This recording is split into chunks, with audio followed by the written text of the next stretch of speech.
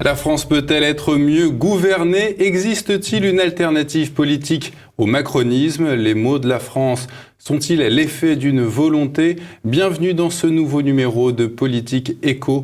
Pour répondre à toutes ces questions, je reçois Roland Hureau. Bonjour monsieur. Bonjour.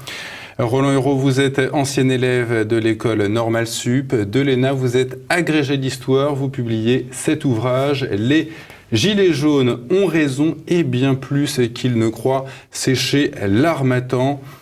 Roland Hureau, pensez-vous vraiment, comme le croient les Gilets jaunes, qu'une meilleure gouvernance est possible pour la France et qui pour l'incarner? Je le crois depuis très longtemps.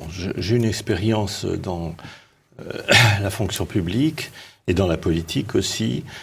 Et je dois dire que je me suis toujours arraché les cheveux de voir toute une série de politiques qui sont menées, qui ne mènent à rien, qui sont inutiles et destructrices.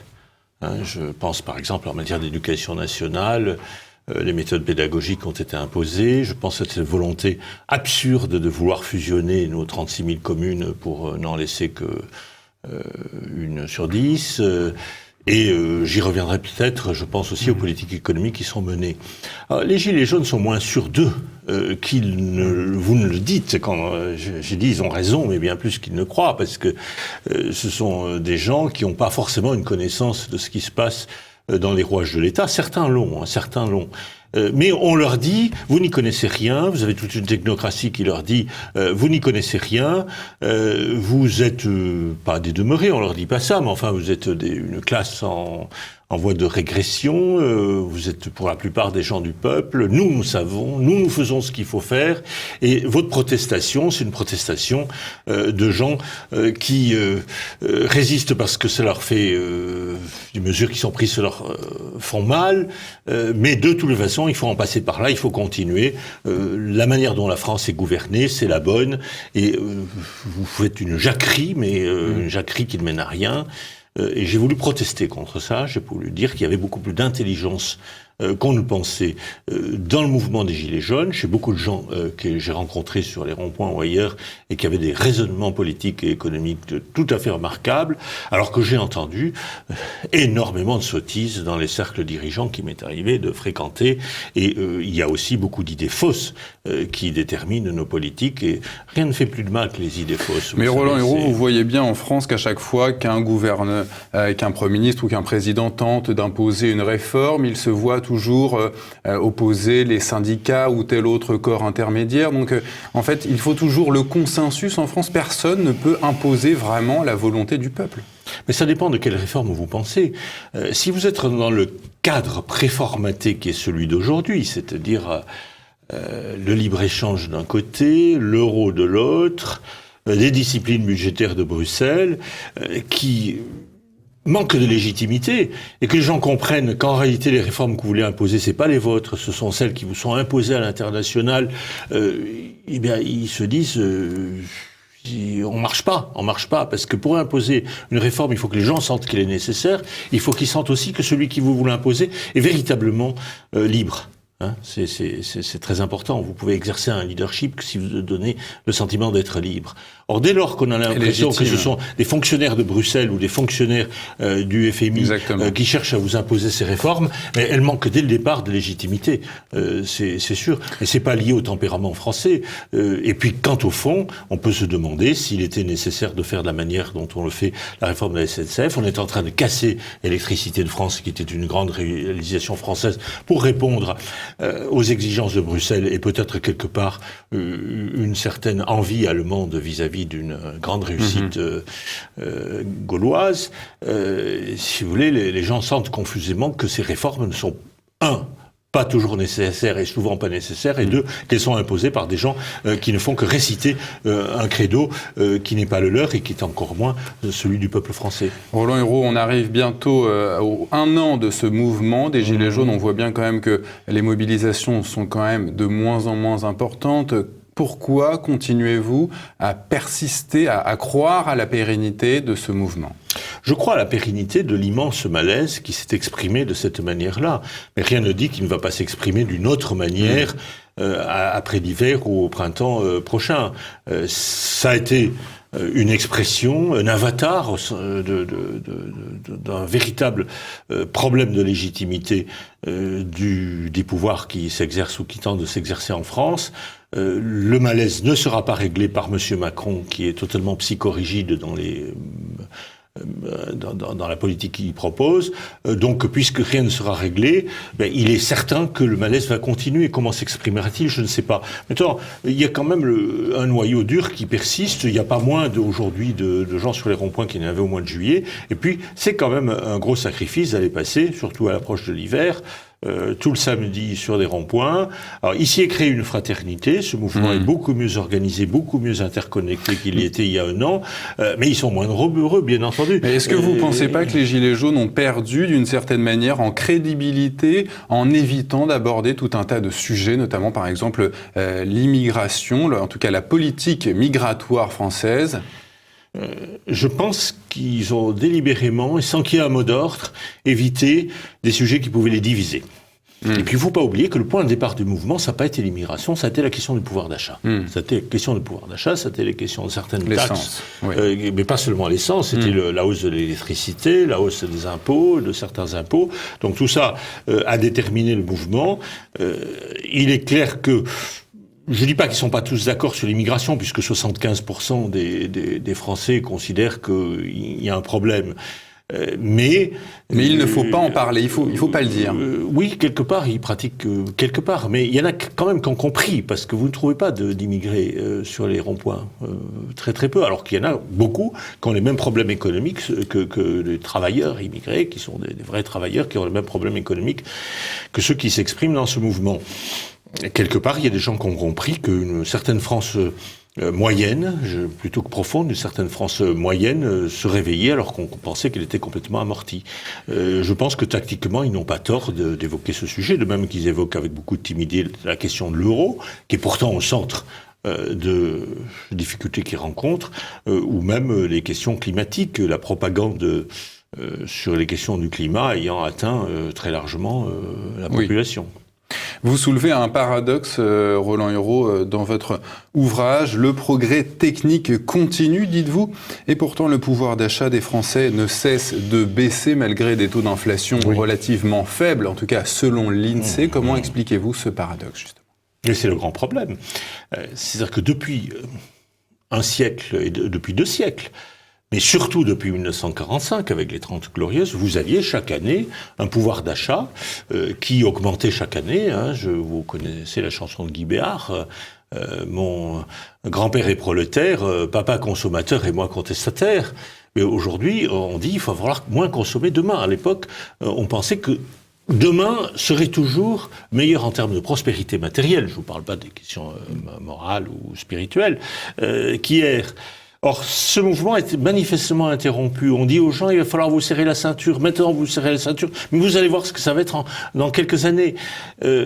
Or, la cause de ce progrès économique qui traverse les 2 derniers siècles, c'est le progrès technique, qui lui est un vrai progrès, à la différence du progressisme politique.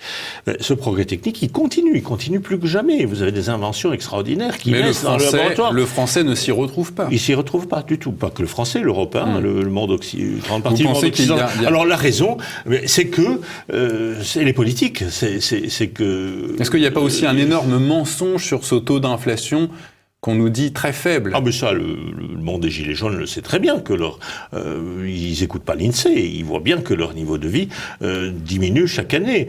Et puis, vous avez, par exemple, des choses invisibles. Par exemple, quand vous payez plus cher l'assurance auto, c'est pas du tout défalqué de votre niveau de vie, parce que l'assurance auto est une dépense obligatoire, mais ça sera un élément du niveau de vie, puisque vous êtes bien assuré, vous continuez à être bien assuré. Donc, le niveau de vie, c'est une chose, tel qu'il est mesuré par l'INSEE, ça n'est une autre. Mais je pense qu'il y a un immense problème d'organisation et une bureaucratisation de plus en plus forte de nos sociétés qui coûte cher. Quoi que disent les libéraux, vous avez les réglementations qui deviennent de plus en plus étouffantes. Vous avez le nombre de, sinon de fonctionnaires, du moins de parafonctionnaires, de services publics de toutes sortes ou parapublics qui se multiplient, qui prolifèrent et qui dévore progressivement la marge de manœuvre que pourrait encore créer le progrès technique. Et donc ça, c'est de la mauvaise organisation, je m'y connais pas. C'est aussi le résultat d'un certain nombre de revendications.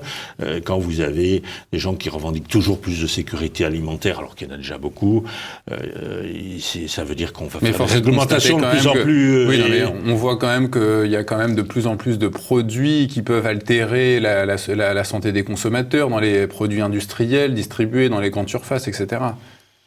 Oh ben, et ça, c'est le progrès technique ou pas ? Ça, vous posez une grande question philosophique. C'était quand même bien pire il y a 20 ans ou il y a 30 ans. Alors, vous me direz qu'on s'améliore, oui. Est-ce que les gens font plus d'enfants aujourd'hui qu'avant ? Est-ce qu'ils arrivent plus à faire des enfants aujourd'hui qu'avant ? D'abord, on a des enfants, on ne fait pas des enfants. Je pense que... non, mais ça, la question de la fécondité, qui est une question qui n'est pas du tout posée par les Gilets jaunes ni par qui que ce soit, est une question tout à fait fondamentale. Elle n'a rien à voir avec le progrès technique, elle n'a rien à voir avec la sécurité alimentaire ni avec l'alimentation. En revanche, vous avez l'espérance de vie qui continue à croître. Enfin, elle s'est arrêtée, mais s'est arrêtée très très haut. Donc, qu'on ne nous dise pas que la santé se dégrade de manière dramatique dès lors que l'espérance de vie ne cesse d'augmenter, surtout dans les grandes villes. Surtout dans les grandes villes où l'air est, paraît-il, très pollué. Mais ça, ce sont des opinions personnelles. Ce ne sont pas du tout celles des gens dont je vous parle. Oui. Vous l'évoquez aussi également... Roland Huros, le problème de la mondialisation qui, dites-vous, ne met pas tout le monde à égalité, mais est-ce le but du mondialisme, en tout cas, ce projet mondialiste, de mettre tout le monde à égalité ? C'est difficile de le savoir.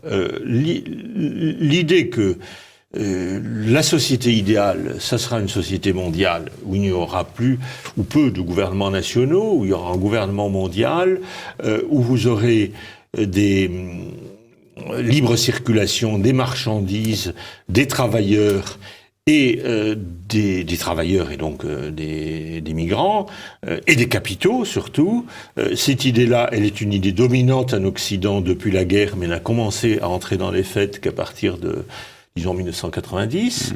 85-90, grâce en particulier à la libre circulation des capitaux, beaucoup de gens qui ont promu cette idéologie, parce que c'est une idéologie, c'est-à-dire une idée fausse, le mondialisme, dont l'européisme n'est que une version régionale, une version régionale. Vous n'avez pas d'européistes qui soient contre le mondialiste. Et puis, donc vous avez, il y a beaucoup de gens qui croient sincèrement que l'application de ces idées-là va améliorer la condition humaine, de même qu'il y avait des gens qui pensaient que le communisme allait véritablement améliorer la condition humaine. Vous pensez que le mondialisme, c'est le nouveau communisme ? Oui, il y a des ressemblances. Tous les deux sont des internationalismes. Oui, dites-nous. La vieille chanson qui disait « Si tous les gars du monde se donnaient la main, qu'est-ce que ça serait merveilleux ?» Bon, les grands capitalistes ou les grands qui dirigent le monde disent « Vous voulez que tous les gars du monde se donnent la main ?» Eh bien, libre circulation des hommes, libre circulation des capitaux, libre circulation de tout. Et on voit qu'en effet, ça va beaucoup plus mal. Parce que dans ce monde mondialisé, vous avez la loi des effets contraires au but poursuivi qui s'applique à toutes les idéologies. Le résultat, c'est que cette jungle mondiale, les gens qui se débrouillent mieux, c'est quand même les plus puissants et les plus riches. Et ceux qui sont livrés à leurs propres forces, qui n'ont pas de capital, peu de compétences, etc., que quelque part l'État protégeait, spécialement l'État-providence tel qu'il s'est développé après la dernière guerre, mais ces gens-là se retrouvent désarmés et ils sont en position de faiblesse. Donc vous avez des écarts de revenus et de fortune qui s'aggravent. Et est-ce que ça a été le but recherché ? Je l'assurerai pas. Il est certain que les idéologies, entre l'idéologie et les intérêts, c'est un jeu très complexe. Hein. C'est comme l'onde et la particule dans la mécanique quantique. Vous avez les deux forces qui jouent. Il y a les intérêts de certaines personnes, mais il y a aussi les croyances de certaines autres. Et elles s'articulent. Moi, je m'en prends d'abord au mondialisme comme idéologie, et je pense que cette idéologie est tout à fait perverse parce que si pendant des siècles et des siècles nous avions des nations, nous avions des sociétés qui constituées sur des bases régionales ou locales, si nous n'avions pas une libre circulation des capitaux, des hommes et puis surtout des marchandises. C'est qu'il y avait peut-être des raisons que les gens n'étaient pas si bêtes que ça. Oui. Mais où se situent les racines de cette idéologie mondialiste ? Quelles sont ses racines, ses origines ? Certains vous la feront remonter à la philosophie des Lumières. à des idées d'utopistes du 19e siècle. Je pense quand même que c'est une certaine interprétation des événements de la dernière guerre mondiale. C'est-à-dire que on a dit Mussolini et Hitler étaient pour l'autarcie, en réaction à la crise de 29, ils ont fermé leurs frontières au commerce, et donc tout ce qui n'est pas ouverture, tout ce qui n'est pas société ouverte, comme disait Monsieur Soros, c'est quelque part du nazisme, voire du communisme, parce que l'Union soviétique n'était pas plus ouverte. On oublie de dire que le Mahatma Gandhi, qui était tout de même quelqu'un qui est très respecté par la postérité, était aussi admirateur de Mussolini d'ailleurs. Oui, mais il était pour la société. Je sais pas ça, mais en tous les cas, il est très respecté. Il était Max Gallo le cite dans son ouvrage. Il était pour la non-violence, que Mussolini avait une philosophie qui cultivait la violence. Bon, quand il était sur le terrain, ça s'est pas très bien passé, mais sa philosophie qui était très inspirée de celle de Hegel et de Nietzsche, parce que, à différence d'Hitler, Mussolini est un homme cultivé, sa philosophie est une philosophie de violence. Alors que Mahatma Gandhi, c'était la non-violence. Et néanmoins, le Mahatma Gandhi était pour l'autarcie aussi, conscient d'ailleurs que c'était le libre-échange qui avait ruiné l'Inde au XIXe siècle. Vous citez les mots, et c'est ma dernière question pour cette première partie, Roland Hureau, les mots de cette France périphérique, celle du sociologue Christophe Guilluy, et plus largement celle des Gilets jaunes. Les mots, c'est l'appauvrissement, l'isolement, la dépopulation, le vieillissement, une évolution qui, selon vous, n'est pas le fait du hasard, mais le fait d'une volonté, c'est le fait de cette idéologie mondialiste ? En tous les cas, d'une de ces déclinaisons. Moi, j'ai vu de près, parce que j'ai travaillé à la Datar à une certaine époque, j'ai vu de près des idéologues qui disaient il faut regrouper les populations dans des grandes métropoles pour plusieurs raisons, et il faut laisser tomber le reste du monde rural. Ce sont des bouseux, ce sont des vichistes. Peu importe que la moitié de la France rurale vote à gauche de manière ancestrale, mais en fait, ça, c'est une autre question. Pourquoi pense-t-il justement que la grande ville est plus adaptée à ce cosmopolitisme que la ruralité ? En bref, parce qu'on supposait qu'elle était plus accueillante à l'immigration. Je simplifie les choses. Mais aussi parce qu'il y avait le modèle américain. Puisqu'on veut faire des États-Unis d'Europe, il faut faire comme les États-Unis d'Amérique, où vous avez des grandes métropoles et pas grand-chose entre elles, sauf des autoroutes, et puis des parcs naturels, des grandes cultures sans véritablement vie rurale. Et puis d'autre part, il y avait une vieille hostilité d'une certaine gauche, pas toute la gauche, mais une certaine gauche, qui est en particulier la gauche bobo, au monde rural. C'est supposé être un lieu de récréation, un lieu de fermeture que ce soit, et surtout supposé avoir des racines. Et les racines sont tout de même un ennemi pour des gens qui sont mondialistes. Il ne faut pas que les gens aient des racines. On va faire une pause, Roland Hureau, on se retrouve dans un instant.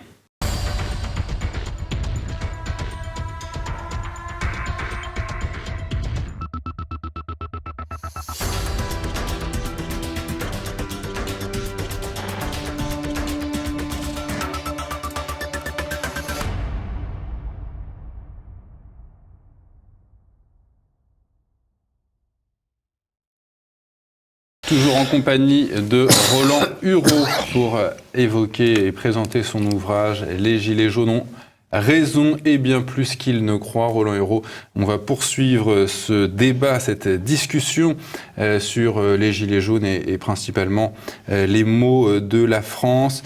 Je vous cite plus globalement. Pourquoi la France des communes est vue comme un handicap ? Vous le dites, voilà, la France des communes est un handicap. En tout cas, c'est ce que croient les gens qui dirigent la France depuis une quarantaine d'années. Oui, même 60, oui, vous pouvez dire. C'est une idée qui est fortement incrustée dans l'establishment français, dans le milieu parisien. J'étais même hier à un colloque avec un sénateur, mais c'était un sénateur de Paris, qui m'a repris quand j'ai dit qu'il n'y avait absolument aucune raison de vouloir réduire le nombre de nos communes. Cette idée avec les intercommunalités. Oui, enfin, intercommunalité, il est évident que si vous avez 36 000 communes, qui sont un héritage de l'histoire propre à la France, elles doivent coopérer, mais elles ne doivent pas coopérer par la force, comme on est en train de le faire, avec l'arrière-pensée de les supprimer. C'est un petit peu homothétique avec ce qui se passe en Europe, c'est-à-dire on veut faire coopérer par la force les nations européennes, avec l'arrière-pensée de les abroger et d'avoir un seul pouvoir central. C'est une idée absurde parce que tous les buts qui étaient recherchés, c'est-à-dire la simplification, les économies, on ne les a pas atteints. Encore une fois, les effets pervers, c'est-à-dire qu'on a un système qui coûte beaucoup plus cher, qui est beaucoup plus désordonné. Vous parlez d'intercommunauté, il y a les communautés de communes, communautés de villes, communautés d'agglomération, qui sont des structures qui sont venues se superposer. Et j'ai lu un cahier revendicatif je ne sais quel groupe de Gilets jaunes, il n'y a pas très longtemps. Ça venait en tête, cette volonté de déraciner la France des communes. Et pourtant, les Français sont très attachés, en tout cas à leur maire, puisque c'est leur premier interlocuteur politique. Vous n'avez ni l'utilité, c'est là que vous voyez l'idéologie, elle est toujours absurde, elle finit toujours par être absurde. Vous n'avez ni l'utilité, ça ne sert à rien de vouloir supprimer les communes, elle n'était un handicap d'aucune manière.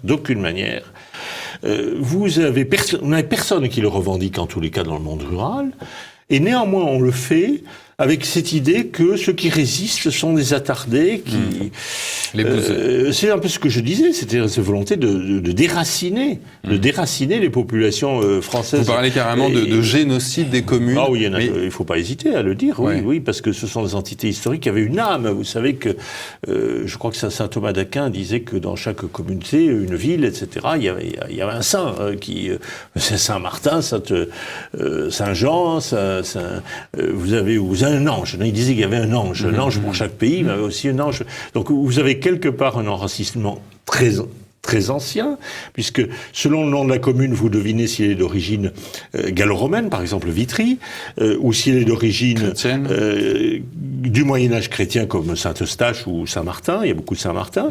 Donc vous avez un tissu qui assure un enracinement profond d'une partie des Français, parce que tous n'ont pas le privilège de vivre dans ces petites communes, et ces communes se dépeuplent, mais c'est le résultat des dynamiques économiques que j'ai évoquées. C'est pas une raison pour faire disparaître le squelette parce que la chair est devenue un petit peu plus ténue. Donc c'est une volonté absurde, parfaitement idéologique et parfaitement incompréhensible par les gens qui ont du bon sens. Parce que tout ça va contre le bon sens. Le bon sens veut qu'on fasse des réformes quand il y a un problème. Mais là, vous avez une obstination réformatrice là où il n'y a pas de problème. C'est encore l'idéologie. L'idéologie consiste à faire des réformes là où il n'y a pas de problème et généralement ne pas en faire là où il y en a. Et vous affirmez, Roland Hureau, d'ailleurs, que ce génocide des communes provient de la banque Goldman Sachs. Quel intérêt Goldman Sachs ça, je me le demande. Aurait à avoir supprimé les communes françaises? J'ai pas dit que c'était des consignes, la banque Goldman Sachs. J'ai vu récemment qu'il y avait eu un rapport de la banque Goldman Sachs qui s'intéresse à tout, y compris aux réformes qu'il faut faire en France, et qui disait qu'il fallait réduire le nombre des communes. Alors, ils n'ont pas, probablement ont-ils commandé ce rapport à des consultants français, très parisiens, qui leur ont ressorti la doxa parisienne sur le sujet. Ça part pas des États-Unis d'Amérique. Mais le consensus qui existe dans l'oligarchie française sur ce sujet s'est transmis à l'échelon européen, à l'échelon mondial. C'est complètement idiot parce qu'on croit, vu de loin, quand on connaît rien au sujet, que ça coûte cher, alors que ces petites communes étaient très économes. Et les communautés d'agglomération qu'on a mises à la place sont au contraire très dépensières. Et on a recruté 300 ou 400 000 fonctionnaires pour faire fonctionner ces intercommunalités. C'est le domaine de l'absurde. C'est pour ça que je dis la France est très mal gouvernée, parce que toutes ces choses absurdes, je vous assure que des gens qui, comme les Gilets jaunes, le sentent. Ils voient pas tout encore. Je dirais que c'est même pire que le problème. C'est le sens de mon titre. Hein. C'est quand dans la société française actuelle, dès que vous approfondissez un sujet, vous apercevez que c'est pire que ce que vous pensiez au départ. Je parle de l'éducation nationale, c'est effrayant, des méthodes absurdes qui ont été imposées. Méthode globale. Vous l'évoquez dans votre ouvrage. Et ça bien d'autres. Oui, bien sûr. Alors. Pourquoi ? Mais pourquoi ? Parce que vous l'évoquez encore une fois dans votre ouvrage, c'est le complexe des dirigeants français à vouloir calquer le modèle anglo-saxon sur la France. Oui. Pour le coup, c'est plutôt le modèle du reste de l'Europe. Il y a moins de communes dans le reste de l'Europe. Il y a des raisons objectives, c'est que leur territoire, pour l'Allemagne, pour l'Angleterre, est moins grand, avec une population beaucoup plus concentrée. Pour ce qui est de l'Italie et de l'Espagne, Vous aviez le problème de l'eau dans les pays méditerranéens qui faisait qu'il fallait regrouper les gens autour des points d'eau. Et puis la France avait un nombre de communes au prorata de sa population de l'Ancien Régime, qui était beaucoup plus grande que celle des autres pays, des pays voisins.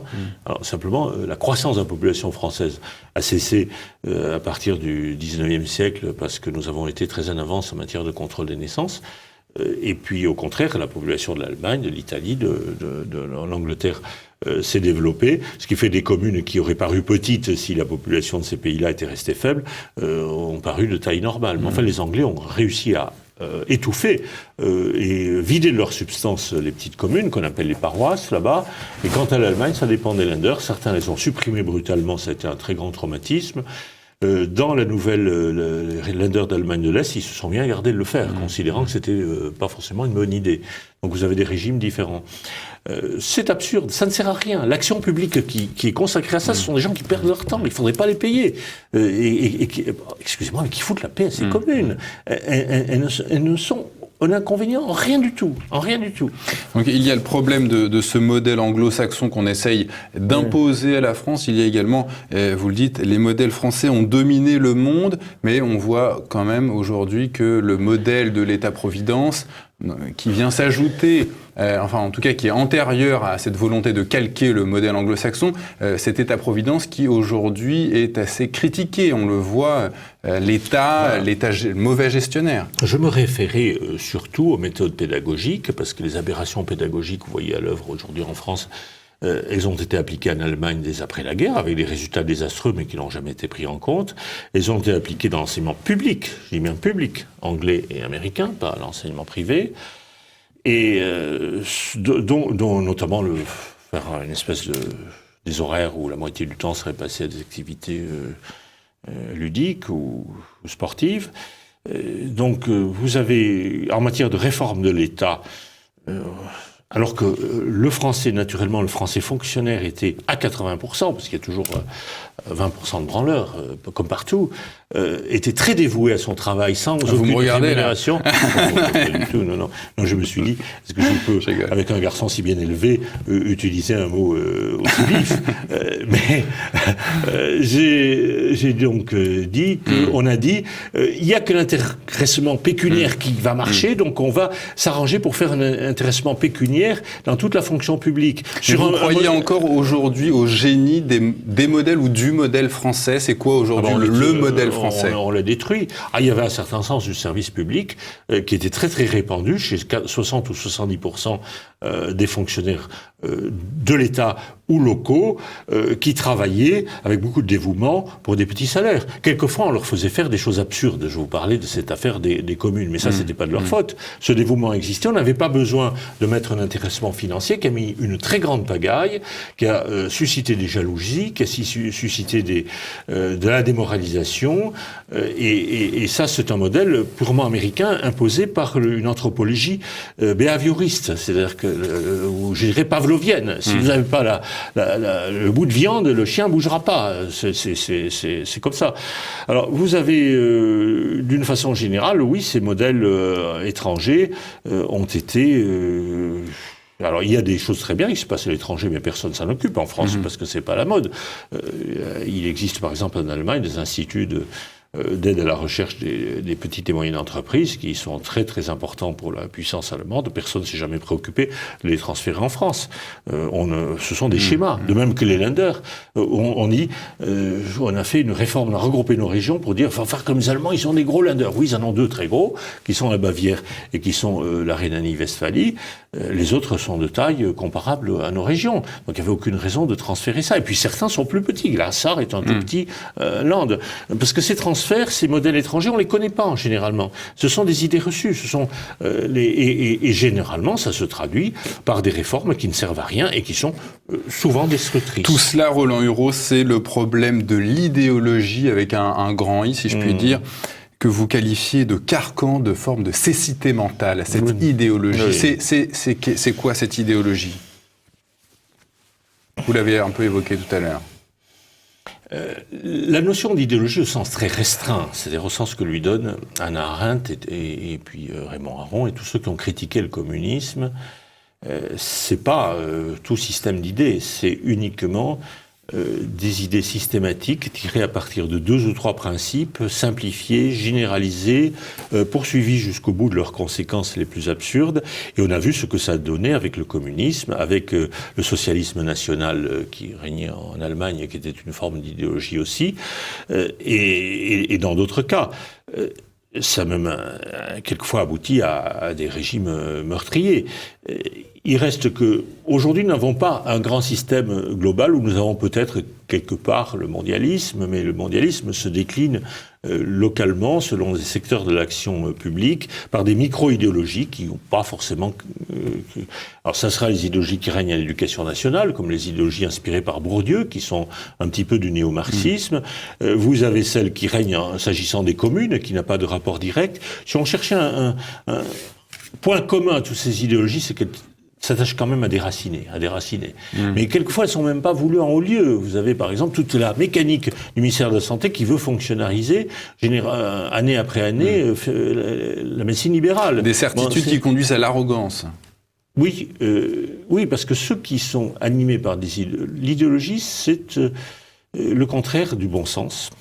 Et c'est le contraire du sens de la complexité. Ce sont des gens qui prennent des décisions publiques en éliminant la complexité avec quelques prémices simples qu'ils appliquent aveuglément. Alors ceux qui résistent et qui ont le sens du terrain, qui ont du bon sens, qui ont le sens de la complexité, au lieu de prendre en compte leurs arguments, on ne le fait pas parce qu'on a des œillères. Et des œillères et un système finalement très étroit. Et donc on dit ce sont des gens tout à fait... méprisables, ces objections, c'est parce qu'ils sont pas modernes, parce que l'idéologie, ça va toujours avec l'idée que ces idées fausses sont modernes, et que ceux qui résistent à ces idées fausses sont des archaïques. Dans 50 ans, 20 ans, 50 ans, ça sera peut-être l'inverse, hein, parce qu'il ne faut pas croire qu'il y a un sens de l'histoire, un sens unique. En tous les cas, oui, ça crée un sentiment d'arrogance, mais qui est pas fort. On le prend souvent au sens psychologique et moral. Non, Jacques Delors, dans la vie privée, Jacques Delors, c'était avec son imperméable gris, sa bonne vie de famille, avec sa bonne femme tranquille, etc. Jacques Delors, c'était un homme modeste. Mais c'était un idéologue totalement borné sur les questions européennes en particulier. Mais l'idéologie parfois peut nous paraître logique. Comment vous expliquez que l'idéologie ne soit... Enfin, elle est logique, mais les effets peuvent parfois être pervers. Donc comment vous expliquez là aussi ce paradoxe ? Parce que le réel... Une bonne politique, c'est une politique qui part du réel, qui s'intéresse au réel.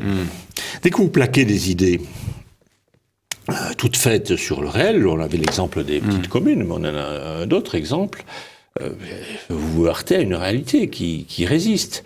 Alors, soit deux choses, soit vous êtes un politique pragmatique, et bien vous modifiez vos idées, vous les adaptez, vous les complexifiez, comme on a toujours fait depuis le commencement de l'histoire, depuis jusqu'au 19e siècle au minimum, et même une partie du 20e siècle, comme le font les gouvernements armés de bon sens et qui ne sont pas idéologiques. Le général de Gaulle, par exemple, n'était pas un idéologue, il avait sur tous les sujets, il appelait pas l'idéologie, il appelait ça les chimères. Mais quand vous avez... Pensez que ces idées simples sont le sens de l'histoire, sont un projet messianique de transformation de l'humanité, parce que pour avoir l'idéologie, il faut la simplification, mais il faut l'aspect messianique, le sentiment de suivre un sens de l'histoire.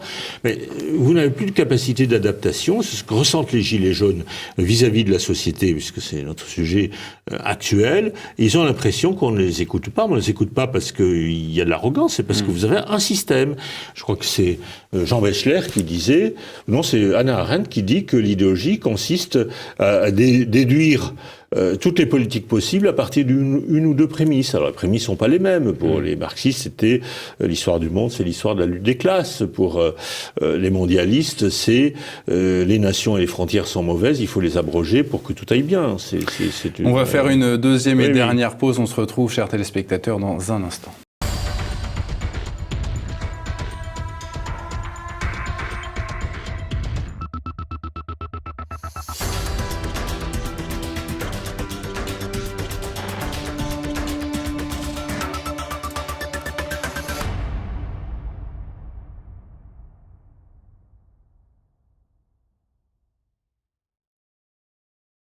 Troisième et dernière partie de Politique Éco, toujours sur le sujet de l'idéologie progressiste. Roland Hureau, d'ailleurs, vous la qualifiez toujours de collective. C'est toujours le groupe avec cette idéologie, cette idée d'idéologie. Oui, je m'inscris contre l'expression progressiste. Les idéologues se fondent sur l'idée de progrès, ils se qualifient de progressistes. Mais quand vous n'êtes pas des leurs, il ne faut pas dire vous les progressistes, c'est complètement idiot. Parce que le progrès, c'est quand même quelque chose de positif, grâce au progrès technique que j'évoquais et au progrès du niveau de vie dans les années passées. Donc il faut dire que ce sont des faux progressistes. C'est une illusion du progrès, hein. Ça n'a rien à voir avec le vrai progrès. Et ça, il faut le dire et le répéter. Il n'y a rien de pire que de prendre les mots de son adversaire et de ne pas les critiquer. Ça, c'est toujours... Alors, pour ce qui est donc de ces idéologies, oui, on cherche un metteur en scène, quelque part, actuel.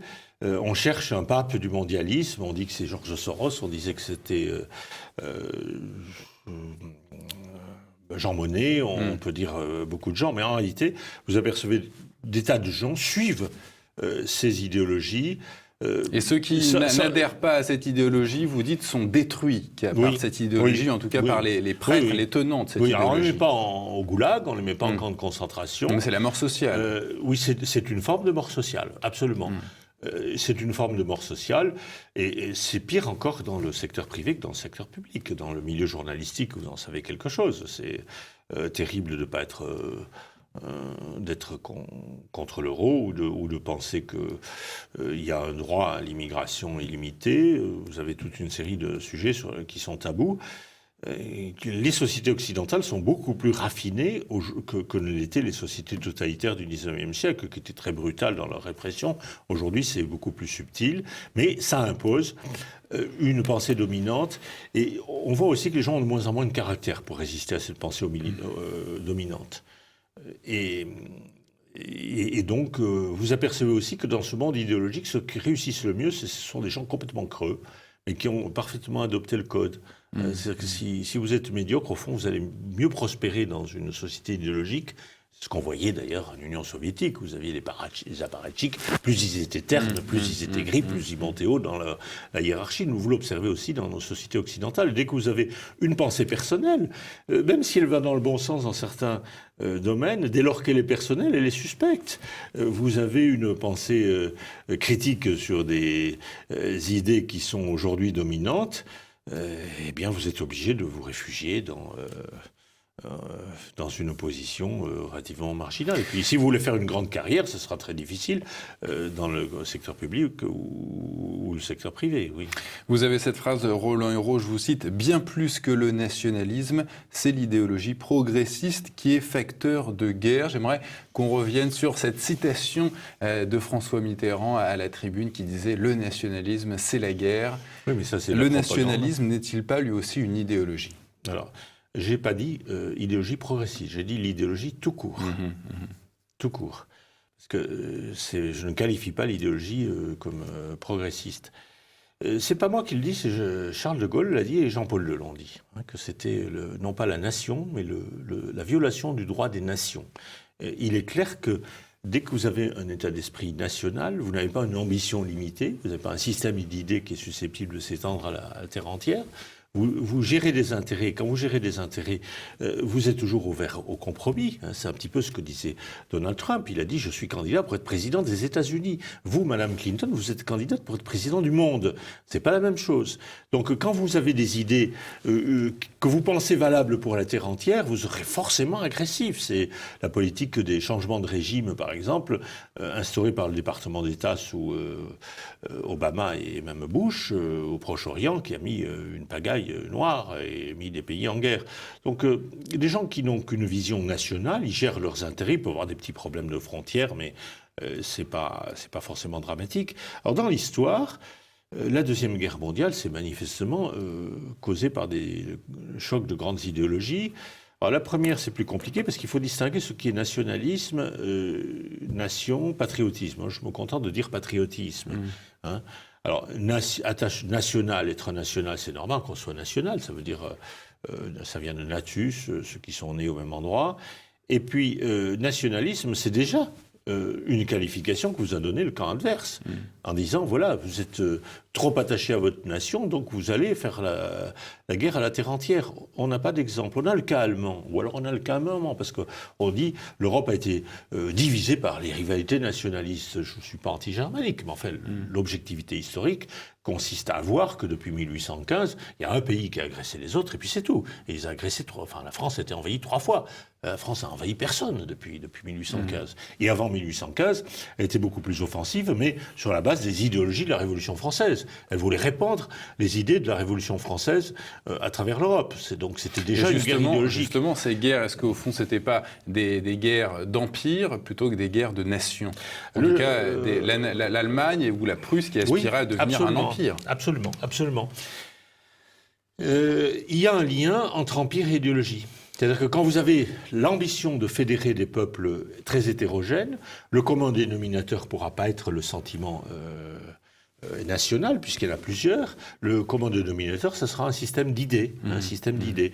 D'ailleurs, le général de Gaulle, qui avait pas une conscience très claire de ce qu'était l'idéologie, avait par contre une très grande hostilité à tout ce qui était l'Empire, au point d'ailleurs de se méfier de Napoléon. Oui, pardon ? Et de lâcher l'Algérie. Ah, il considérait que deux peuples aussi différents que des Arabes musulmans et des Français chrétiens ou post-chrétiens ne pouvaient pas vivre ensemble durablement. Ça, c'était très clair d'ailleurs.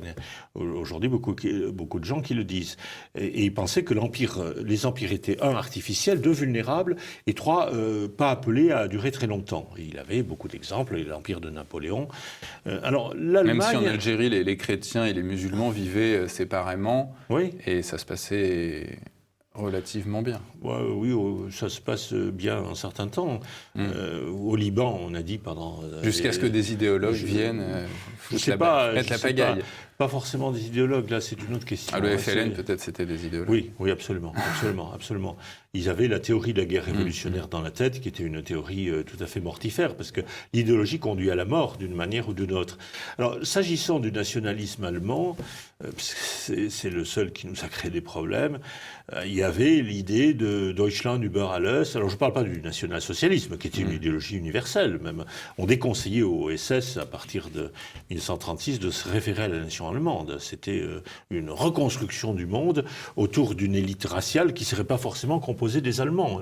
La plupart des Allemands étaient indignes de participer à cette élite. C'était un système complètement fou, mais qui avait très très largement dépassé le cap du nationalisme. Parce que les idéologies, pour vous attraper, ils commencent par des choses assez acceptables. Le communisme, il commençait par dire la défense des intérêts de la classe ouvrière, le syndicalisme dans telle ou telle entreprise. Mais par derrière, vous avez un système monstrueux que vous n'apercevez pas. Au départ, Hitler, il disait rendre la dignité au peuple allemand qui avait été injustement humilié en 1919. Il pensait défendre l'Allemagne, mais par derrière, il y avait un système de reconstruction du monde sur une base raciale qui n'avait plus rien à voir avec les intérêts de l'Allemagne concret et des Allemands concrets. Faut-il, Roland Hureau, déradicaliser ces élites idéologisées, par exemple, comme on tente aujourd'hui de déradicaliser des djihadistes?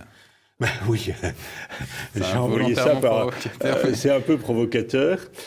Il est clair que ceux qui vivent aujourd'hui dans cette autre forme d'idéologie, j'admets qu'elle soit au niveau immédiat moins dangereuse que ne l'était le communisme léniniste ou a fortiori le socialisme national. Parce qu'ils vivent dans leur entre-soi, ils sont complètement ils ont un système imperméable au retour d'expérience, c'est pas à la réalité. Complètement, absolument. Alors je me dis, le jour où ça va basculer, qu'est-ce qu'ils vont devenir ? D'abord, ils vont être très méchants. Et c'est ce qu'on voit aux États-Unis. Aux États-Unis, vous avez quelqu'un qui s'appelle Donald Trump qui a des qualités et des défauts. Et on pourrait souhaiter qu'il soit mieux élevé, c'est sûr.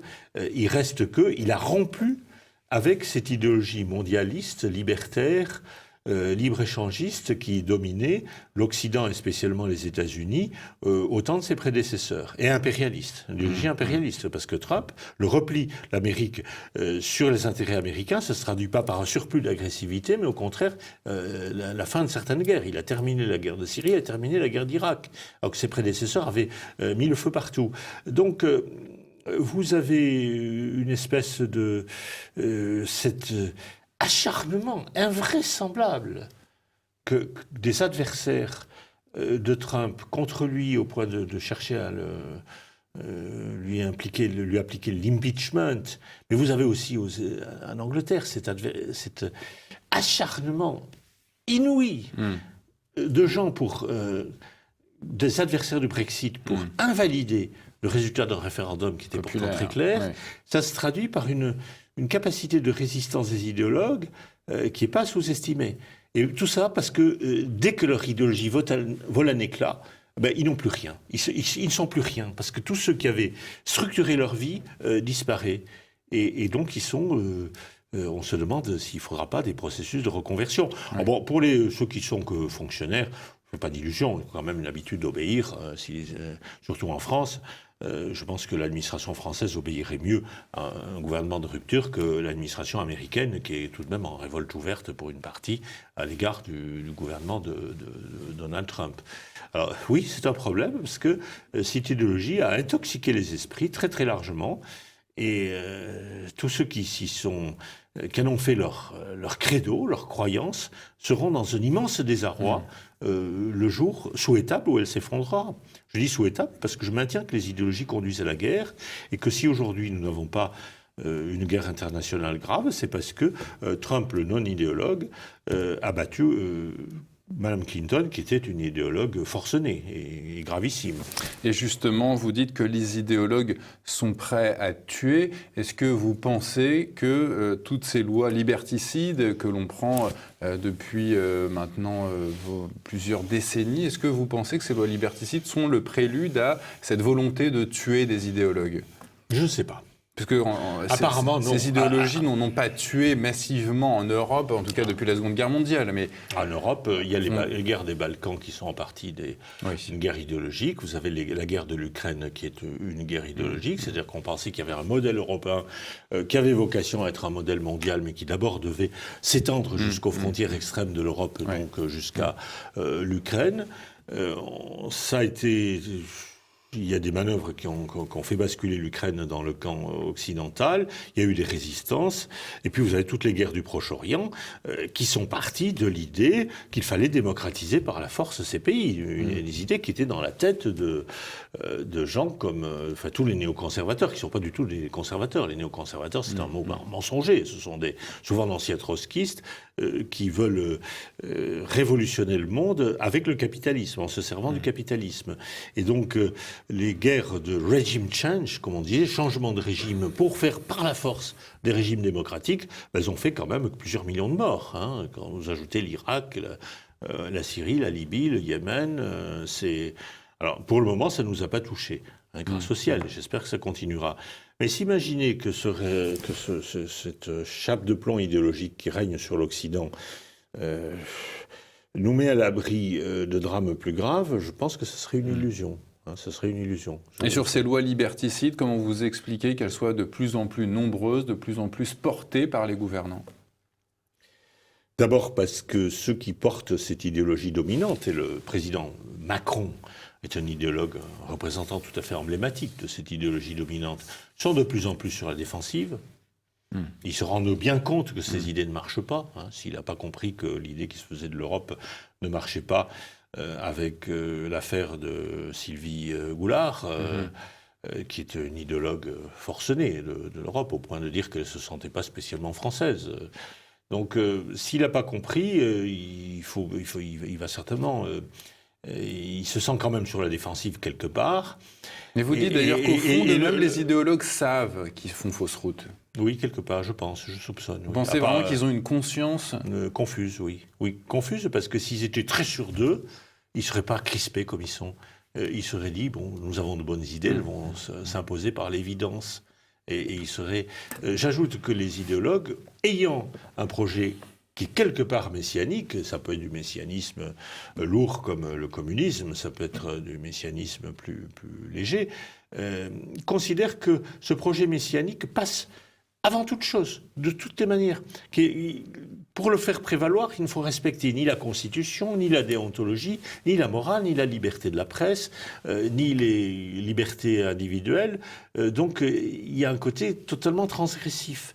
Et ce que nous considérons comme des absolus, comme la liberté d'expression, les libertés individuelles, qui ont été consacrées par la Révolution française, mais qui existaient d'une certaine manière dans la France de toujours, puisque France, ça veut dire libre tout de même, il ne faut pas l'oublier.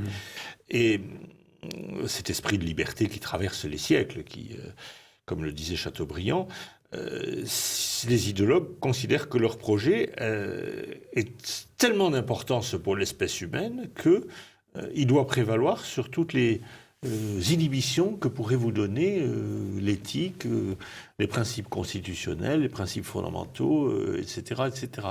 Et ça, ça explique aussi ces lois liberticides. Il n'y a pas qu'à Paris qu'on prend des lois liberticides. À Bruxelles, on a décidé de mettre en place des organismes pour surveiller les fausses nouvelles. Vous savez, c'est bonjour, bonjour. Roland Hureau, je rappelle donc le titre de votre ouvrage, c'est « Les Gilets jaunes ont raison et bien plus qu'ils ne croient » chez l'Harmattan. Merci Roland Hureau d'être venu sur notre plateau et à bientôt, chers téléspectateurs, pour un nouveau numéro de Politique Éco. Merci de votre intérêt.